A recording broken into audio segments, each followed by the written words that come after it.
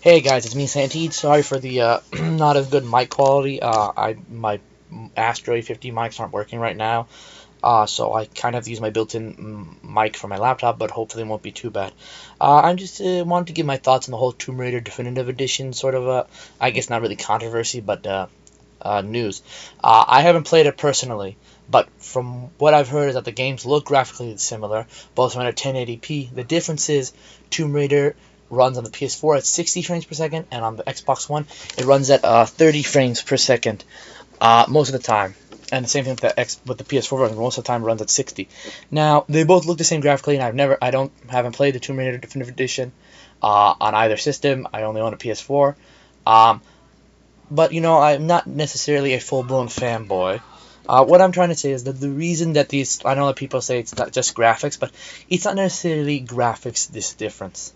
Um, you know, some people can enjoy the 60 frames per second. I like in like Killzone 2 and 3, I enjoyed 30 frames per second. And to me, I mean, maybe if I look side by side, Killzone 2 to 3, Killzone 3 to Shadowfall, I'll maybe see a difference because Shadowfall's multiplayer run supposedly it's unlocked but shouldn't dip below 30.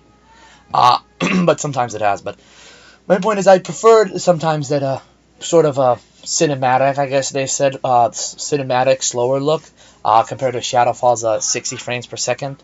Well, faster, not 30 frames per second look. Um, I mean, like I said, graphics is somewhat important to me, but I think this emphasis on graphics in the industry is getting a little out of hand. I rather that a game looks good, uh, runs good, and it's what the game developers want. I mean, sometimes I think the graphics are focused on so much that it's just a little ridiculous. I mean, like the graphics. I mean, I know Killzone 3, 2, 3, Uncharted, and whatnot. They're really, really good looking games. But I think the games maybe that didn't look as good. Like the main characters didn't look as good, and maybe the like the little finer details like posters on pillars and walls and pillar ones look better. The graphics would be mostly fine to me, but such an emphasis on graphics makes us that like the smaller developers have a harder time to catch up because people are like, this game looks ugly, or like with Battlefield 3 and Call of Duty. Was it Black Ops or Black Ops 2 when it first happened? I can't remember. It was Battlefield 3, one of the Call of Duty games, and people are like, well, it runs at 60 frames per second. People are like, you don't really need 30, you don't really need 60. 30 is fine for Battlefield. My main point really is that this technical difference, it's not just, this game, it will look slightly better because it can be at 1080p at 60 frames rather than 720p at 60 frames. But the main difference is that it shows that the game system should, that one system is more powerful than the other, and that it can be used for other things, not necessarily just graphics. Like with the PS4, like jump between the PS and the PS4. I remember reading an article where the Guerrilla Games said that in like Killzone 3 they only could support like 8 enemy AI at a time, and the maps had to be obviously it was more linear Killzone 3 compared to like Shadowfall most of the time, or about half the time. Sometimes Shadowfall can be linear, but like with Shadowfall, the game was it's more open world in some aspects. Some worlds are really a few chapters are really open world, and some of them are more linear where you kind of play. But my point is that they said in the article that Shadowfall runs at 30 runs. Shadowfall can have like 24 enemy AI and bigger environments. Now you see this difference. Now I'm sure if maybe they focused on like 30 frames per second, they could get a little more out of the system. It was a launch game. Yeah, it was only on one system, but it was a launch game, so maybe it didn't have as much of a development time to really hanker it out, especially when they went from 10,000 polygons per character in Killzone 3 to 40,000 polygons per like a character in a Killzone Shadowfall. Now I won't say huge graphical difference, but there's a pretty big there's a big graphical difference that you can see between 3 and Shadowfall. But I don't think we'll be seeing that as much. I think we'll be seeing that graphics improvement, but we'll also hopefully be seeing like better worlds, like like the crew from Ubisoft and other games that won't have like loading times supposedly.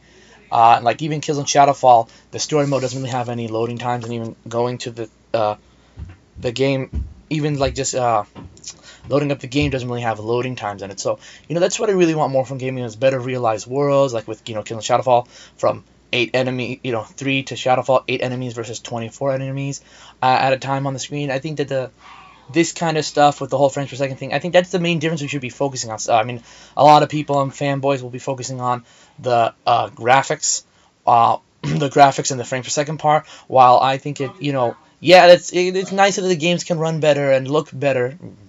But then, even though I enjoy 30 frames per second more most of the time, but I think that the main difference is that the games can be better realized on one system rather than the other, and that even that because Xbox One is weaker in a sense, it could be sort of hampering the games. Now, exclusives is a different thing. We're probably seeing more out of them because they're just focused on one hardware, and they're really optimized for it a lot more. I mean, we saw what the PS3 and Xbox 360 did from their launch titles to near the end cycles, like games like The Last of Us and Beyond Two Souls look almost close to PS4 games.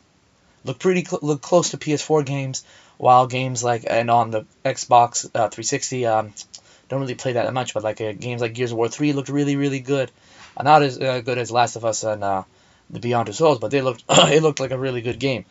So yeah, my point is that while the technical differences do matter, it's not really that it can look better, but it can it's not just that it can look better, but that it can also that the game can run better on the system, so they can have sort of a better realized world, and that the Xbox One kind of hampers it in that sense. I mean, PS3 did that last generation cycle with the whole SL processor being difficult to use. I remember reading an interview by the Darksiders 2 guy saying that I think they said that part of the reason the game was delayed or they were just having a hard time programming for the PS3. So it does matter, but the PS3 was also stronger than the Xbox 360 as shown by the exclusives on the PS3 rather than the made for the PS3 rather than just exclusives made for the 360. So the PS3 was powerful, it just was difficult. Now that the PS4 has been sort of simplified and the Xbox One is sort of having a hard time, which well, not necessarily I've heard that, but I remember reading, I guess maybe they weren't sort of officially articles, don't know how to say it, but they were saying that the Xbox One runs has like the ESRM, and that makes it somewhat a little more difficult to program for, but also because it's weaker, it sort of hampers other games. Just like how the Microsoft is doing the whole Xbox ID.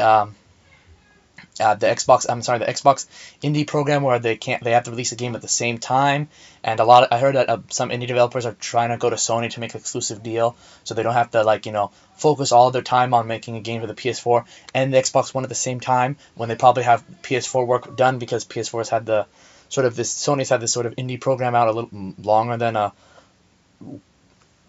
Microsoft with the whole no publisher thing. So that's just my opinions about it overall, is that we should be focusing less on it can run better, and we should be focusing less at with the frames per second it can run better, rather than just looking at the graphical part, and maybe not even the graphical part as much, but focusing on making games where loading times are less and they look they look nice, the good loading times are less, and we have better, more realized worlds with better and more AI on the screen at the same time.